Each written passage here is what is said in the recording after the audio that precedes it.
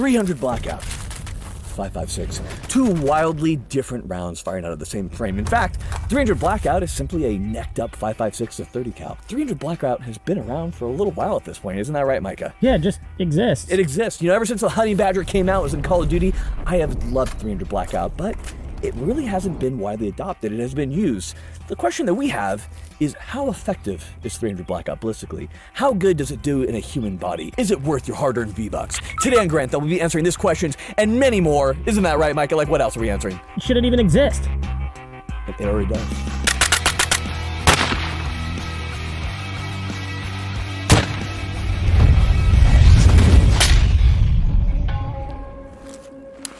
You didn't think you were going to hit it. I knew I was going to hit it. Before we get into everything, we of course have to thank the biggest sponsor of the channel. The biggest sponsor of the channel is the Scissor. And of course, who can we not forget? Micah! Primary Arms, Yep. proudly providing any optics you need for your 300 Blackout. There you have it. Anything you could possibly want to your heart's desire. Go check out Primary Arms. And if you're looking to become a better shooter, we recommend dry fire. There's nothing better than Mantis. We love Mantis because it turns your weapon into a dry fire machine.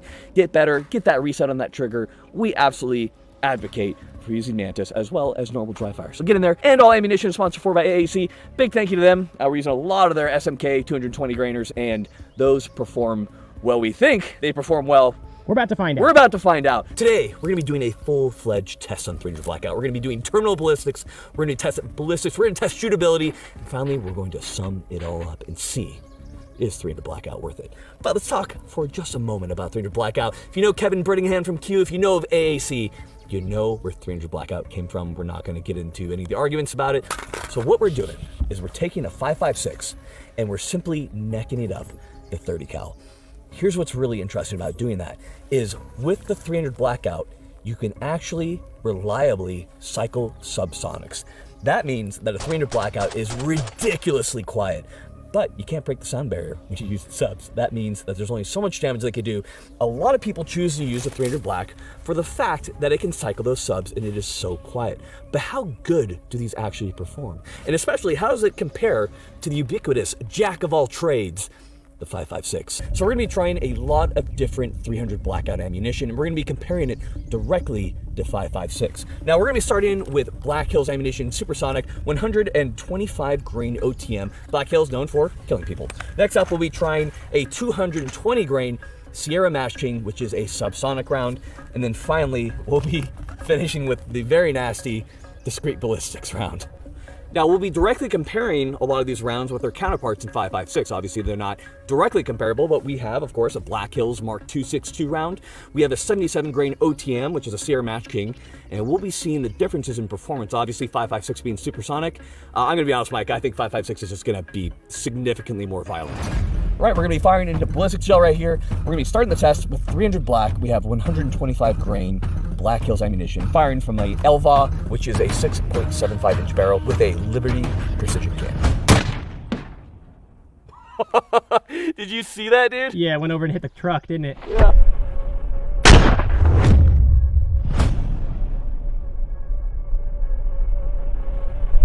Black Hills performed extremely violently. The 125 grain round is supersonic, and as you can see, we had excellent tumbling and expansion in the gel. This is wonderful performance out of that round.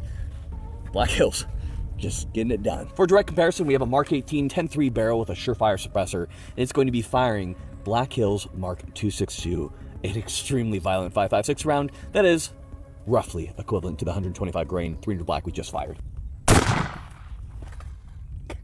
5.56 never ceases to amaze.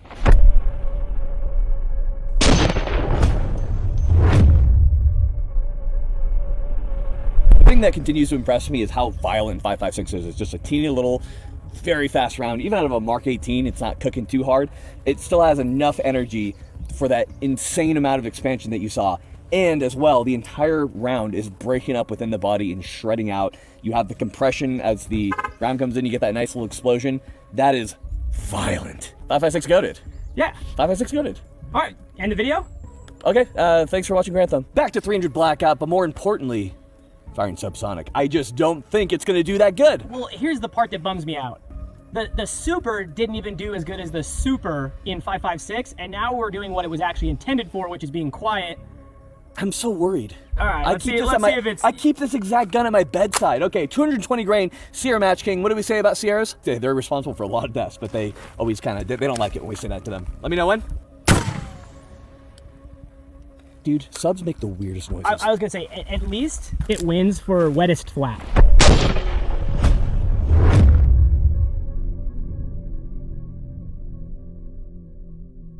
Okay, so a lot of people have said that the, 300 Blackout firing sub is basically just like a 45. No, the round is shaped better than a 45, but it is roughly the same grainage and speed.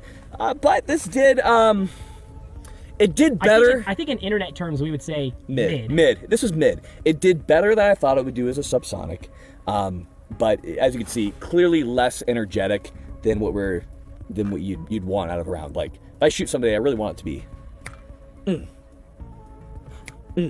Okay, let's test it against 77 grain Sierra Match King, dude.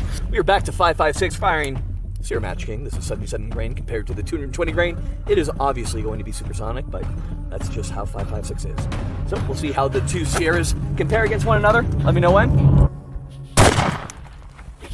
Every time, dude. Jeez.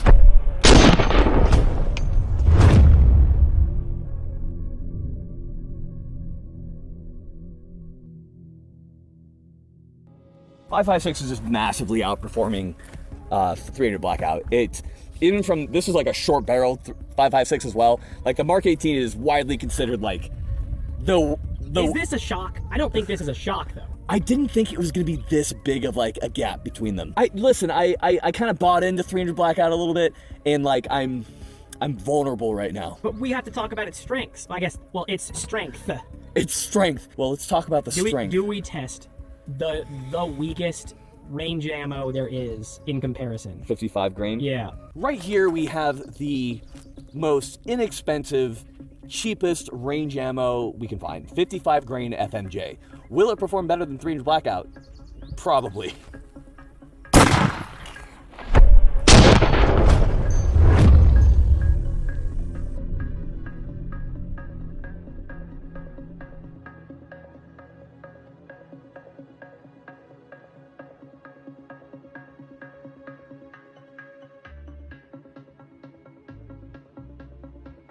Okay, it's kind of closer. So the best 300 black ammo is performing about the level of 55 grain firing out of a 10.3 Mark 18. You know what? But it's quiet. We're going to be potentially using the most deadly round from 300 Blackout, and that is the discreet Ballistics. Oh, ooh. That did sound the most promising. That did sound the most promising.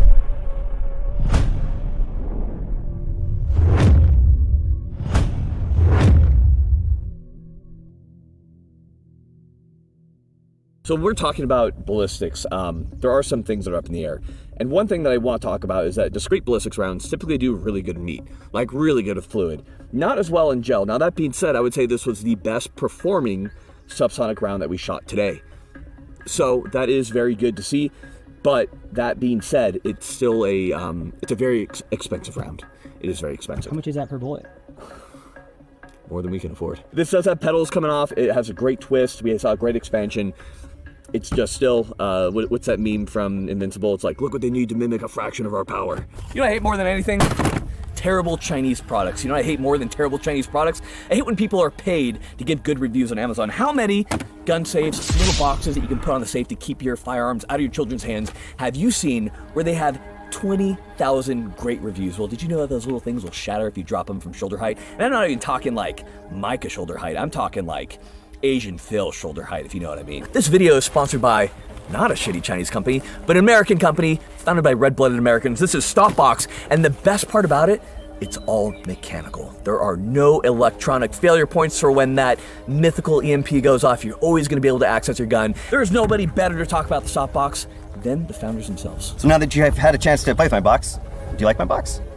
So I came up with the Stopbox because we needed a bedside pistol safe for our gun that our kids couldn't access our firearm, and on the market everything out there is battery powered or just honestly garbage. If you need to get into your gun, you probably would not be able to if somebody just kicked in your bedroom door in the middle of the night. It's just not going to happen. So we wanted a quick, reliable way to get into your firearm that did not use batteries or electronics. So unlike our competitors, the stop box is not made out of a metal. It's strategically made out of a very high-grade glass reinforced polycarbonate ABS to be highly impact resistant. So basically what that means is if you drop it on the ground or somebody's throwing it on the ground, all that energy is not going to be distributed just to the weakest point. Like if it was out of metal, it's going to be rigid and send that to whatever the weakest link is, and most likely going to shatter it. Our product is made out of an impact resistant material, so that way the energy is dispersed and strategically designed to disperse that energy in a way to where it's not going to break the box open. That's why we're able to have such a secure, lightweight and portable place for your handgun. Man, it looks like a donut operator could have really used one of these to make sure that his Glock didn't get stolen. that was mean. I'm sorry. We love you, Donut. You know, it might seem like we just hate 300 Black and that it's not good at anything, but it has uses. It definitely has uses. And one thing that you can say about 300 compared to 5.56 is how quiet it can be.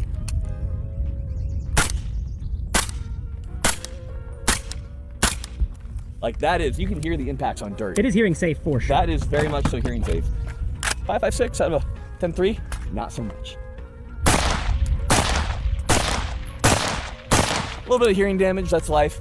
But certainly, if you need to be super duper ultra quiet, 300 Black is your round. But what we're gonna show you right here is the time to impact. So if your target is moving, if they're running, if you're trying to hit somebody at distance, it's going to be important to have velocity to be able to impact your target quickly, because you don't have to lead them as much. It makes things way more complex. So we're You know gonna who show knows that all too well? Airsofters.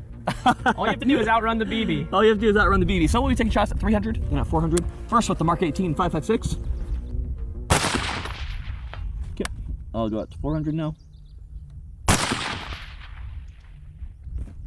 That's embarrassing. All right, so as you can see, not too much of a sound delay. Even out of the 10.3, you're going slower, but you're still making your impact quite quickly. Let's see what it's like with 300. Let's see if you make an impact. Oh, okay, I am using a magnified optic here, so that's not quite fair to the 300.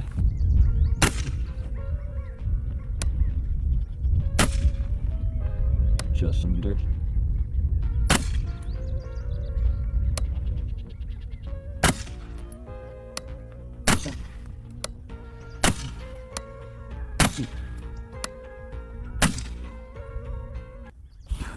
Right, new mag. Dude, I'm going off the reticle in here, which is like a done to death. So right now I'm about 2.5 targets over, and I'm still impacting a little bit low or a little bit right. What was your hold on the 5.56? Oh, 300. It's an Alcan, so it was just dead on.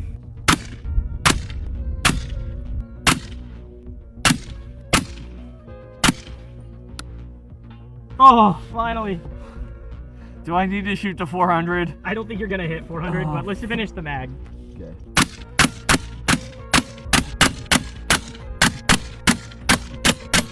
That is fucking tough.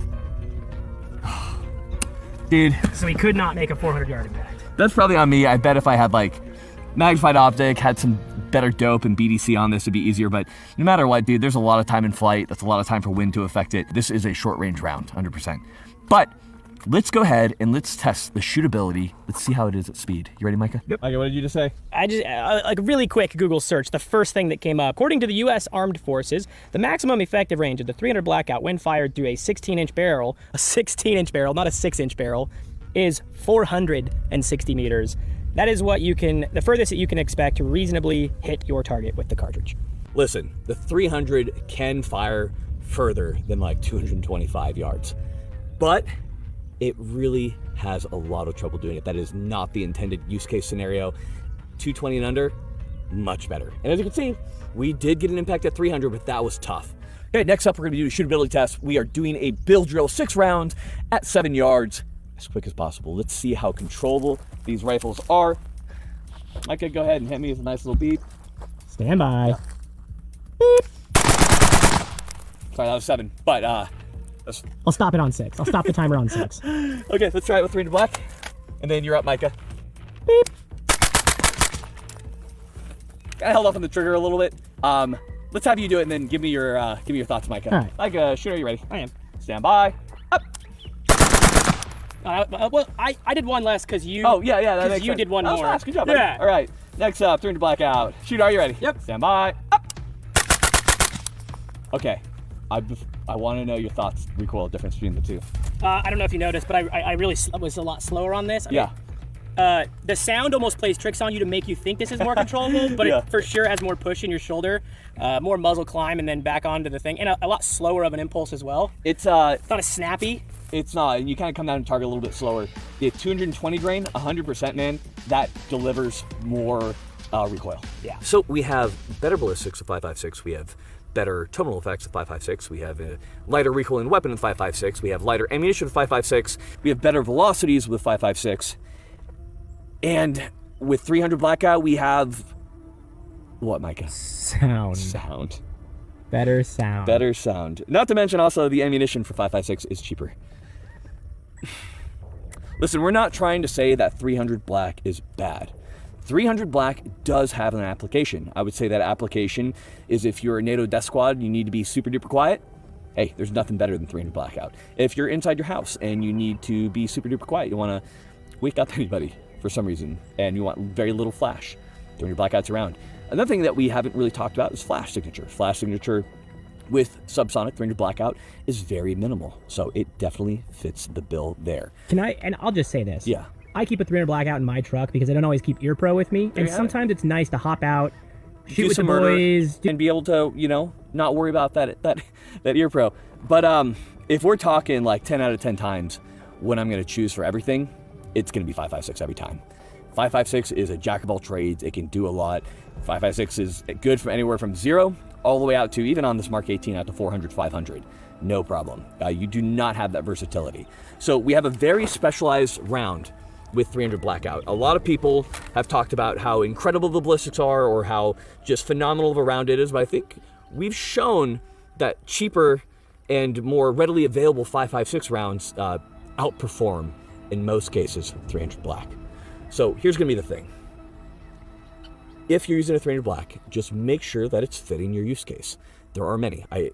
I'll be honest, right? Like we talked about earlier, I do keep one at my bedside because I don't need to have ear pro on. I want to make sure the family can continue to sleep while I remove any Russian or whatever threats that have entered the house. But if you're looking for performance, I think that there's little doubt that 5.56 once again has proven itself to be a very effective, very deadly, and very capable round. Guys, it doesn't really matter that much to me what you're using. What matters to me is that you're actually training with it. Whether because if you don't train with these, you're gonna suck with them, no matter what. Doesn't matter how good the round is. If you don't shoot, you suck. Who cares? You're not gonna hit the target. So train with whatever you have. Select what is best for your particular mission parameters, whether that be LARPing in your basement, whether that be freeing a country. I don't know what you guys are up to. And before I go, a little bit of dad advice for you guys. Everybody who has ever lived will die or is dead. Everything that you acquired in life will be owned by somebody else or will be thrown in the trash. The only thing that you can take with you are the loving relationships that you have with your family. So maybe don't worry so much about that car. Maybe don't worry so much about that nice watch. Spend more time with your family, because that is something that you can take after this mortal life ends.